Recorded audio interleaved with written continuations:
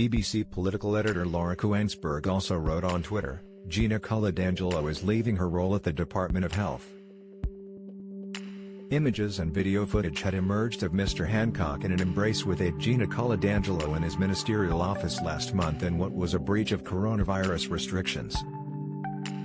Mr. Hancock said in a video posted on his Twitter page, "I've been to see the Prime Minister to resign as Secretary of State for Health and Social Care. I understand the enormous sacrifices that everybody in this country has made, that you have made. Those of us who make these rules have got to stick by them, and that's why I've got to resign." He added, "I want to thank people for their incredible sacrifices and what they have done, everybody working in the NHS, across social care, everyone involved in the vaccine country and everyone in this country who have risen to the challenges we have seen over this past 18 months. I'm very proud of what we have done to protect the NHS at the peak, to deliver that vaccine rollout, one of the fastest in the world. I look forward to supporting the government and the Prime Minister from the backbenches to make sure we can get out of this pandemic, we're so close to the end, and then build back better so this can fulfill its potential, which is so great. I will do that with all my heart."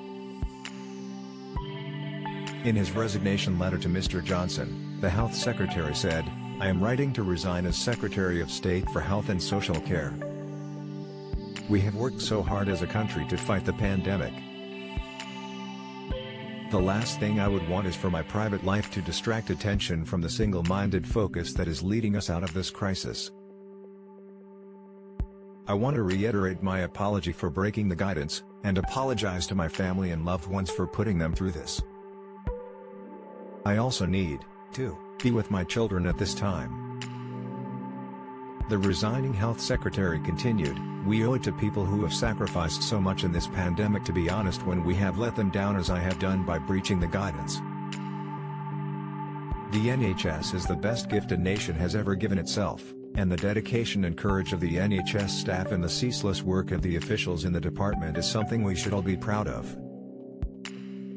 We didn't get every decision right, but I know people understand how hard it is to deal with the unknown, making the difficult trade-offs between freedom, prosperity and health that we have faced. I am so proud that Britain avoided the catastrophe of an overwhelmed NHS and that through foresight and brilliant science we have led the world in the vaccination effort, so we stand on the brink of a return to normality. The reforms we have started in the health system will ensure it continues to provide even better care for people in years to come.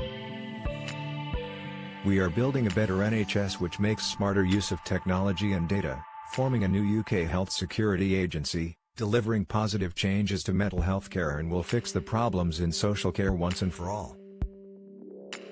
Many times I stood at the podium in Downing Street and thanked the team, my own team, the NHS, the volunteers, the armed services, our pharmacists, GPs, the pharmaceutical industry and the whole British public who have made such sacrifices to help others. Those thanks are heartfelt and sincere, and so I must resign." Mr. Hancock concluded, "It has been the honor of my life to serve in your cabinet as Secretary of State, and I am incredibly proud of what we have achieved. I will of course continue to support you in whatever way I can from the backbenches, and I would like to thank you for your unwavering support, your leadership and your optimism, particularly as we work together to overcome this awful disease."